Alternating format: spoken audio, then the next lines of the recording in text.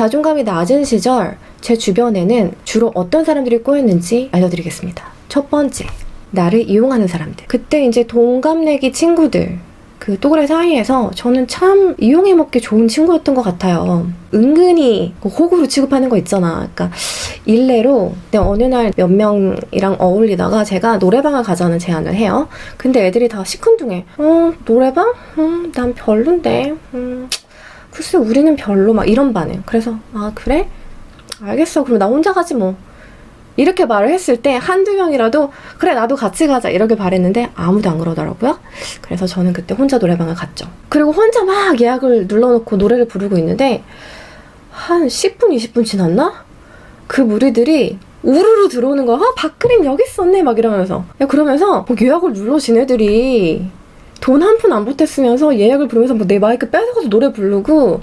그래서 돈은 제가 혼자 다 냈지만 결국에는 같이 노래방을 간 것 같은 그런 상황이 된 거예요. 좋게 생각하려고 했지만 많이 속상했죠. 되게 기분이 나빴고. 하지만 저는 그것을 표현을 하지 못했죠. 어떻게 표현하겠어요. 내가 표현하면은 쟤네들은 나를 싫어하게 될 것이고 그렇게 쟤네들이 나한테 등을 돌리면 난 학교 생활이 어려워질 것이고 등등등 그런 이유 때문에.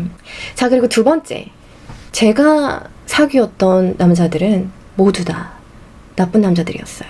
집착하고 의심하고 저를 또 이용해먹고 이렇게 막 참견하고 저를 자기보다 한 단계 낮은 그런 사람으로 취급하면서 그런 사람들만 저한테 꼬였었단 말이에요.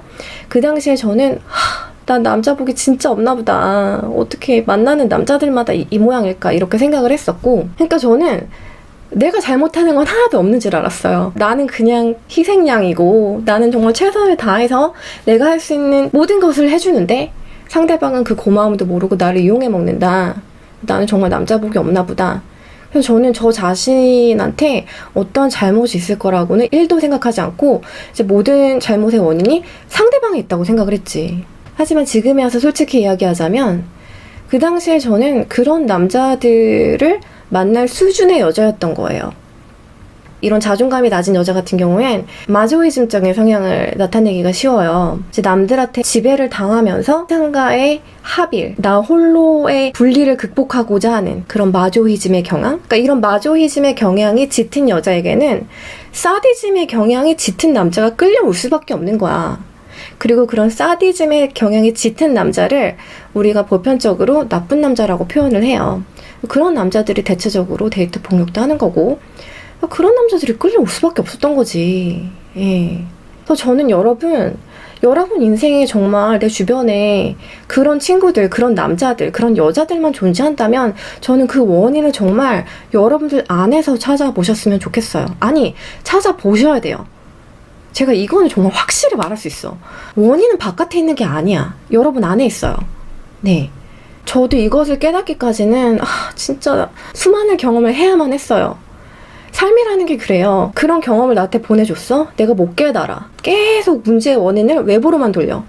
그러면 그런 경험 또 보내준다? 또 똑같은 걸 반복하지? 그러면 제가 그걸 깨달을 때까지 계속 똑같은 경험을 보내줘요. 내가 깨달을 때까지.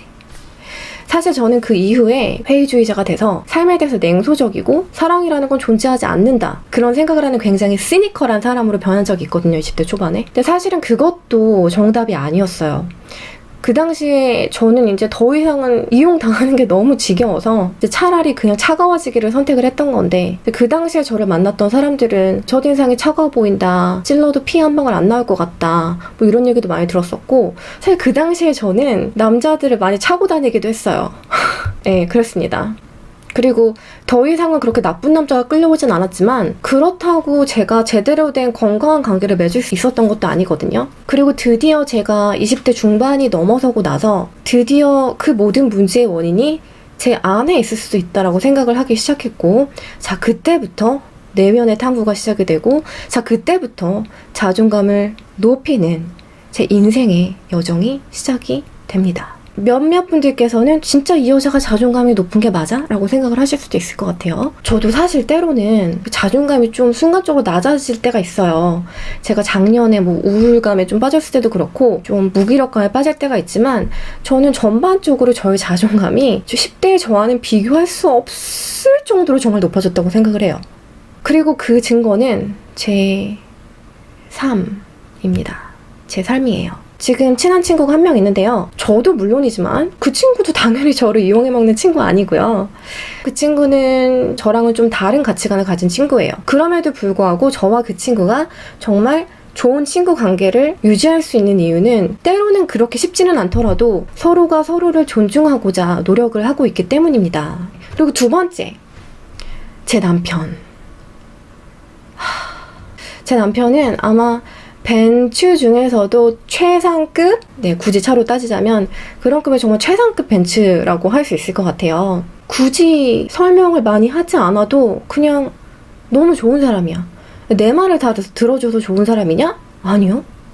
이 사람은 자기 자신의 의견 그리고 자기 자신의 중심이 서 있으면서도 저를 굉장히 존중해주고 제가 힘들 때는 제가 일어설 거라는 것을 믿어주고 정말 제가 사실 이 사람 만나기 전까진 이런 관계를 꿈꿨지만 세상에 이런 게 존재할 수 있을 거라고 기대하지는 못했었거든요. 너무 비현실적이어서. 근데 그 비현실이 저한테 지금 현실이 되어서 일상이 되었습니다. 그 이외에도 일련의 증거들은 굉장히 많지만 그냥 진실은 저 자신이 아는 것이죠. 저는 정말 행복한 사람입니다. 힘든 순간이 없어서 행복한 게 아니라 힘든 순간이 있어서 내가 성장할 수 있다는 것을 믿을 수 있기에 그렇게 나 자신을 긍정하고 응원하고 믿어줄 수 있기에 저는 정말 행복한 사람인 것 같아요. 아니, 행복해요. 그렇다면 그 낮은 자존감의 밥그린이 어떻게 높은 자존감의 밥그린이 되었느냐? 어떻게 지금 여기에 이렇게 충분히 건강한 사람으로서 서서 이렇게 주저리 떠들 수 있느냐? 그리고 감히 이런 영상까지 찍을 수 있느냐?